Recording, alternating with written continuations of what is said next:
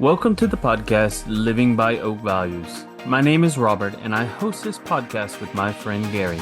Join us today as we dive deep and share meaningful stories and discuss the values that help shape our lives.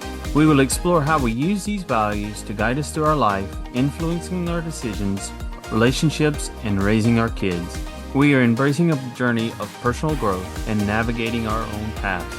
We are devoted to living by these values, passing them on to our children, and we are thrilled to have you here and can't wait to share our latest episodes. Whether you're a longtime listener or just now discovering us, welcome. Join our Facebook community, Northman Legacy Crew. Feel free to introduce yourselves in the comments and let us know what topics you're most interested in hearing about. Check us out at northmancoaching.com. Sign up with your email for behind-the-scenes sneak peeks and exciting updates. We hope you enjoyed today's episode. Happy listening. And today's topic is forgiveness. And on the back of the card, it says forgiveness is defined as the release from guilt or penalty of an offense. Forgiveness is an important value for several reasons. Number one, emotional healing. Restored relationships, personal growth, reduce stress, enhance compassion, improve mental health, freedom from the past, modeling behavior. It promotes understanding as well as spiritual growth. Emotional healing is the process of understanding and addressing and overcoming emotional pain, trauma, or distress. It involves recognizing and processing feelings and releasing negative emotions, as well as developing a healthier coping mechanism. So, Rob, what does emotional healing mean to you? When I think of healing and forgiveness, it's kind of like I have to work to forgive myself. And I had to do it a lot, especially after I got divorced. I blame myself for a lot of the bad things that I did. It took a long time for me to slowly accept my own forgiveness so that I could forgive other people just as much. So I actually am similar to that, because when it comes to forgiving or even laying blame, I have to look at the whole situation. And I can say this is your fault. Since doing this work, I look at it and say, I allowed myself to be in this situation. So I'm taking a portion of this blame and I need to forgive myself to move forward. I have to say that is the hardest step because it's like the first step, but it's almost like the hardest step because it's almost necessary for you to forgive yourself to move on to this next step. It absolutely is. I completely agree. It's actually, I feel like it's the second step almost, because I think the first step for me was blaming everybody else before forgiveness could even start. There's no way this was my fault. I did the best that I could, and it's everyone else's fault. To me, that was my first step. And then the second step was realizing, oh my, I need to really take accountability, forgive myself before I can move forward. And the second bullet point we have is restored relationships. A restored relationship is one that has undergone a process of healing and reconciliation after experiencing conflict, hurt, or distance. So, Gary, what does a restored relationship look like to you? I will give you an example of a restored relationship. But first, I want to say that you can't always restore every relationship. You have to look at the person once you've forgiven them and be aware of what they're capable of, and then decide if you can restore that relationship. Example I can give you would be my ex-wife. When we divorced, I was very mad. I couldn't, you understand. I don't know if the listeners can really grasp how mad I was. Very close to hating her. And I don't really hate, that's a strong word and I don't like it. But I was pretty close to that. You know, I had once loved her. We lived together. We had a child together. So I had to look into myself and realize my part in the falling apart of the marriage. I had to forgive myself. And after I did that, I was able to forgive her. And to this day, we don't hang out much, but I still see her when, I pick my daughter up. I saw her, for Halloween, we went trick-or-treating with my daughter, and we get along just fine. So I would consider that a restored relationship. It's not back to where it once was. It never will be. I don't want it to go that way. We are amicable and we can talk and we are there for each other when needed. I hear your story and I realize the one thing that you didn't mention about restorative relationship is that it takes both parties to want to restore the relationship. True, it does. And it isn't easy when only one person wants to restore the relationship and the other one doesn't because it I doesn't don't think work. it won't work. So that there would be no restored relationship.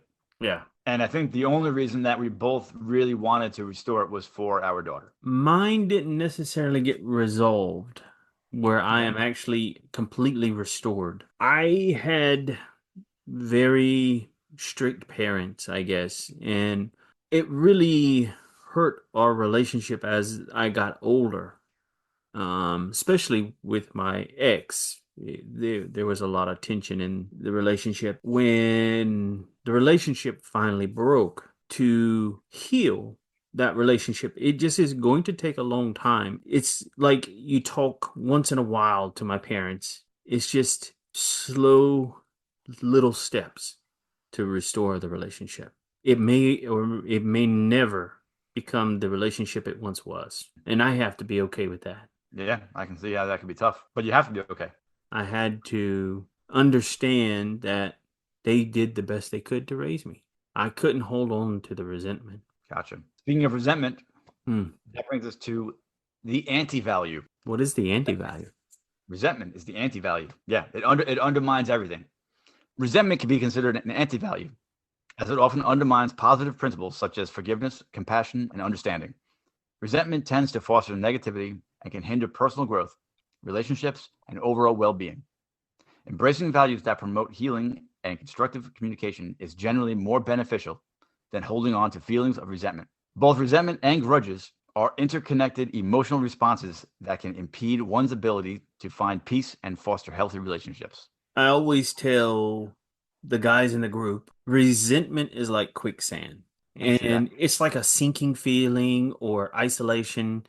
And it's very difficult to escape. It does impact your well-being because the more that you resent somebody, the more you can't be happy. It is like a dark consuming force that hinders your growth because you don't want to grow and you don't want to have healthy relationships because you're just stuck and you're sinking and you can't do anything. And the only thing you can do is stop having resentment. It's almost like telling somebody in the movies, stop moving and you'll float in the quicksand.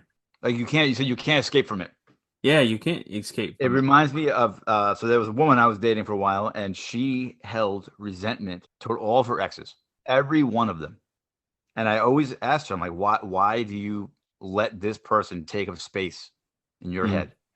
yeah. And her answer was a fairly good answer. She said she held the resentment to remind her of what these people did so that she would never allow it to happen again. So she would never be able to have a restored relationship for sure. To live with that resentment just so that you don't forget what they've done to you. That's a lot. That forgiveness is not for them, it's for you. Yes, it is. I agree. And so that brings us to the quote I heard about by John F. Kennedy: forgive your enemies, but never forget their names. And this episode is brought to you by Northman Coaching and their Oak Value Cards. Are you looking for a little boost in motivation and self improvement? If so, then check out our Oak Value Cards and empower yourself with our motivational and insightful core value cards. Enter promo code forgiveness for 10% off of your order. The act of forgiveness can lead to personal growth and maturity. It encourages individuals to reflect on their feeling, understanding different perspectives, and develop empathy, which we talked about last 2 weeks ago. Yeah. And the next one after that is reduced stress. Holding on to grudges can lead to increased stress and anxiety. Forgiveness helps individuals let go of negative emotions, contributing to a more peaceful state of mind. And it also enhances compassion.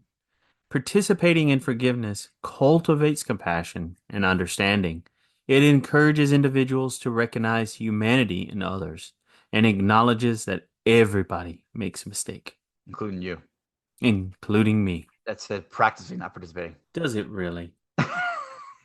It works though. And that brings us into improved mental health. Forgiveness is associated with lower levels of depression, anxiety, and chronic anger.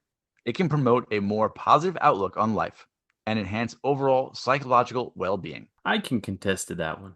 That is true. You know, it's funny because to that woman I was dating, Yeah. she had chronic anger issues. And it's funny because I was a coach when I was dating her, but I didn't really get into forgiveness. I always said you should just forgive them. I truly believe it's important to free that space up in your head, But looking at all the stuff we've been learning about forgiveness, I could see a lot deeper on why it's terrible. When you make that statement, that blanket statement, oh, you should just forgive them because they're taking up real estate in your head, it doesn't empathize with her how forgiveness will help her. Speaking of holding on to the past, next thing is freedom from the past. Freedom from the past refers to the ability to let go of previous experiences, traumas, or negative emotions that may be holding an individual back from living a fulfilling life in the present. And freedom from the past is also about reclaiming one's life, fostering emotional well-being, and embracing opportunities for growth, happiness in the present as well as in the future. This brings up the time we were in Mexico. Charlie taught us about fathering the child. Inner child, yes. Inner child, thank you. And I remember that whole trip, I would get up extra early, jump into the swimming pool, and try to talk to my inner child. That pool was so cold. It was so hot, but the pool was so cold. I would wake up like 5:30 every morning, jump in that pool, and I would just try to find that inner child, to talk to him, to tell him what happened to me in the past was okay. Mm-hmm.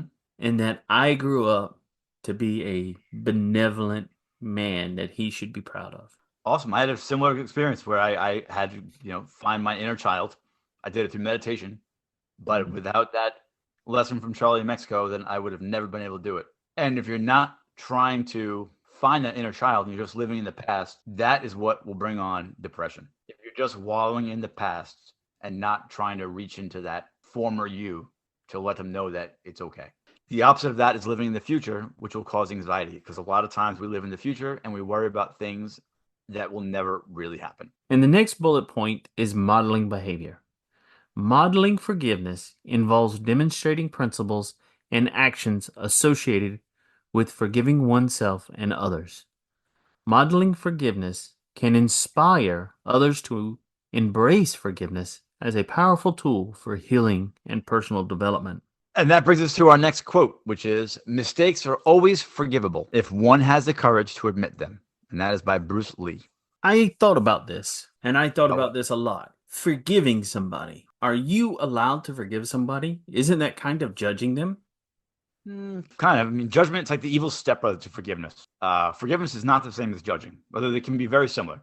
Forgiveness is it's an intentional decision to let go of resentment, to let go of anger, to let go of the desire for revenge. Judging typically involves evaluating someone's actions or character.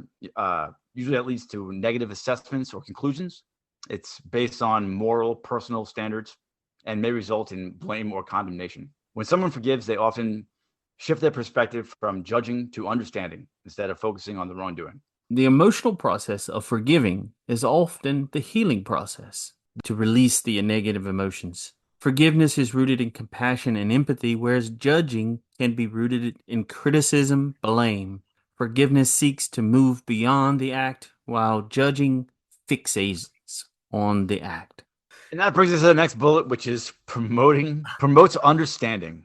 Forgiveness encourages open communication and understanding. It allows for dialogue about feelings and experiences. It fosters greater awareness and connection between individuals. Forgiveness is not justice. Justice usually involves an acknowledgement of wrongdoing and an apology in some form, reward, or punishment. For many, forgiveness is a spiritual value that promotes inner peace and aligns with personal beliefs. It can be a pathway to a deeper spiritual fulfillment and connection. And to all the listeners out there, if you take nothing else from this podcast, this is what forgiveness is not. Forgiveness is not a feeling. Forgiveness is not a weakness. Forgiveness does not mean pretending it didn't happen or hiding from it. Forgiveness does not mean forgetting. The phrase forgive and forget is not reality. Forgiveness does not mean condoning or excusing a wrong. Forgiveness is not the same as reconciling. Forgiveness is not based on the wrongdoer's action. Forgiveness is not conditional. Forgiveness is not justice. And forgiveness is not about changing the other person, their actions, or their behaviors. Forgiveness is your decision.